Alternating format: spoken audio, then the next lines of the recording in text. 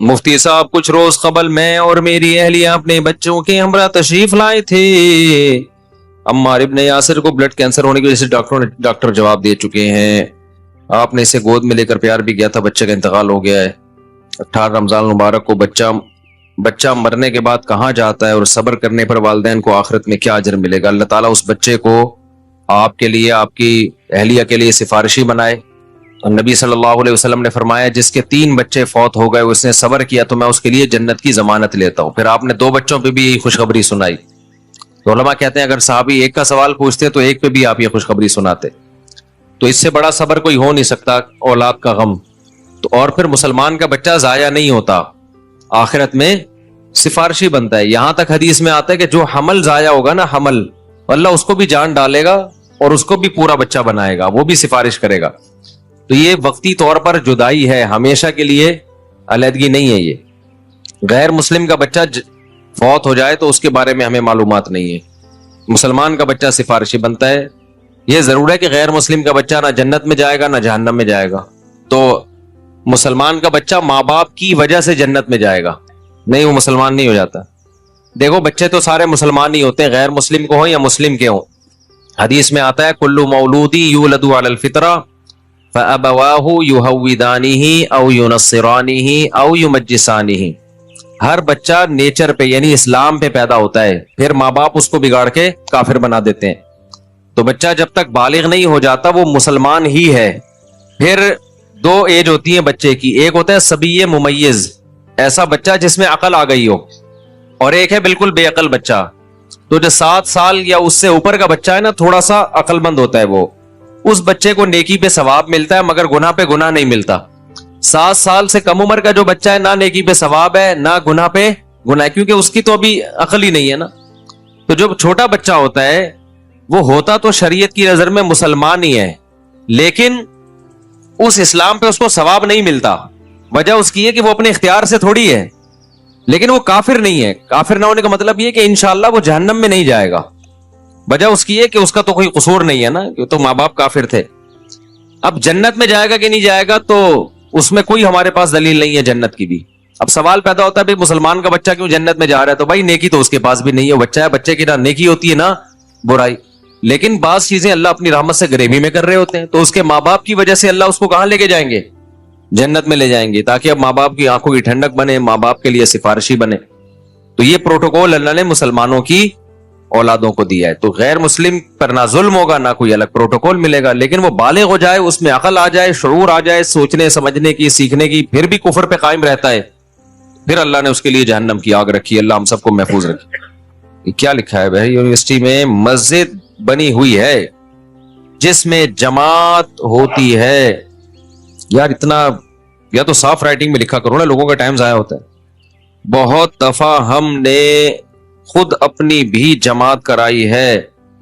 مسجد اگر ہے, پراپر امام ہے, پراپر نماز کا ٹائم ہے, تو وہ وہاں بار بار جماعتیں نہ کرائیں. اسلاف میں اس کا معمول نہیں تھا, ایک ہی جماعت ہونی چاہیے.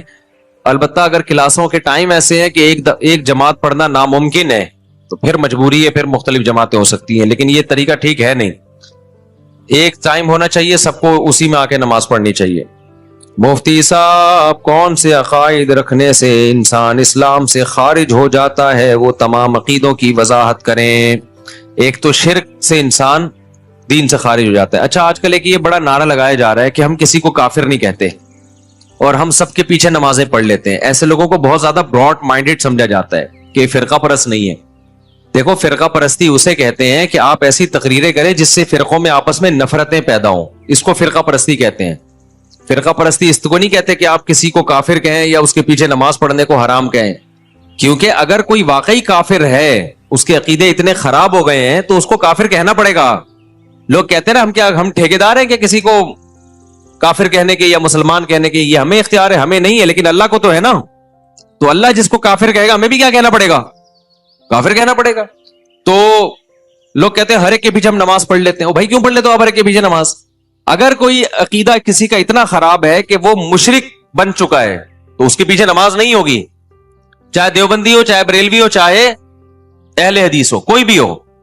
اگر کوئی کہتا ہے نبی صلی اللہ علیہ وسلم ہر جگہ حاضر ناظر ہیں, مشکل کشا ہیں, حاجت روا ہے, اللہ رسول میں فرق ہی اس نے ختم کر دیا تو وہ تو شرک ہے نا. تو مشرک کے پیچھے نماز نہیں ہوتی. میں نہیں کہہ رہا کہ فلاں مشرک ہے فلاں, مجھے نہیں پتا وہ کون ہے کون نہیں ہے, وہ ہمارا ہیڈک نہیں ہے. ہم تو ایک اصول اور ضابطے کی بات کرتے ہیں کہ جو شخص یہ کہے گا کہ نبی عالم الغیب ہیں اور بغیر کسی تعویل کے وہ یہ کہے گا کہ اللہ کو جتنا علم تھا اللہ نے نبی کو بھی ٹوٹل سارا علم دے دیا ہے, تو یہ تو اللہ اور نبی کا علم برابر کر دیا نا آپ نے. تو ایسے عقیدے والے کے پیچھے نماز نہیں ہوگی. تو براڈ مائنڈڈ بنو, لیکن اتنا جتنا افورڈ کر سکو قیامت کے دن. اتنا زیادہ براڈ مائنڈڈ نہ بنو کہ وہ مسئلے خراب ہو جائیں. پہلے یہ باتیں قادیانی کرتے تھے کہ تم لوگ کافر کیوں کہتے ہو ہمیں, اسلام میں تو کافر کہنا منع. کیوں منع نہیں بھائی؟ جو تم ختم نبوت کے منکر ہو یار, اسلام کے بنیادی عقیدے کے, تو بھی کافر نہیں بنو گے کیا؟ لا الہ الا اللہ کی کے مفہوم کا کسی نے انکار کر دیا, شرک کر رہا ہے, قبروں پہ سے دعائیں مانگ رہا ہے, قبروں پہ سجدہ کر رہا ہے جا کے, اور قبروں سے حاجتیں مانگ رہا ہے, تو وہ کیسے مشرک نہیں ہوگا؟ ابے یہ نہیں پوچھا, یہ نام لے کے فرقوں کے یہ کافر نہیں کہا جائے گا, کیونکہ فرقوں میں 20 قسم کے ڈیزائن کے لوگ ہوتے ہیں. ایک ہی فرقے میں کچھ اس نظریے کے ہیں, کچھ دوسرے نظریے کے, کچھ دوسرے نظریے کے, کسی پورے فرقے پہ نہیں فتویٰ لگایا جا سکتا. اچھا میرے بھائی مفتی صاحب, جب میں بہت تھکا ہوا ہوتا ہوں تو پھر ٹون اس طرح کی ہو جاتی ہے. مفتی صاحب آج ملنے کی بہت خواہش رکھتا ہوں, آج آپ کے 5 منٹ عنایت کر دیں. میں آپ کو 5 منٹ آج نہیں دے سکتا, معذرت چاہتا ہوں, میں بہت تھکا ہوا ہوں, میں یہاں سے بھاگوں گا ابھی. تو یہ سوالات اور جواب دے کے پتلی گلی سے میں نکلوں گا. ابھی میں کسی سے نہیں مل سکتا, سمجھتے ہو؟ نہیں ملوں گا 2 منٹ, تمہارا باپ بھی نہیں ملوا سکتا تم, کیونکہ آپ کے 2 منٹ, اس کے 4 منٹ, اس کے 6 منٹ, اس کے 3 منٹ, اس کے 2.5 منٹ, اس کے 2.25 منٹ, اس کے 4.5 منٹ ہوتے ہوتے یہ تو اگلا سال آ جائے گا. آپ کو میں نے اس وقت بولا تھا جو بات کہنا ابھی کہہ دو.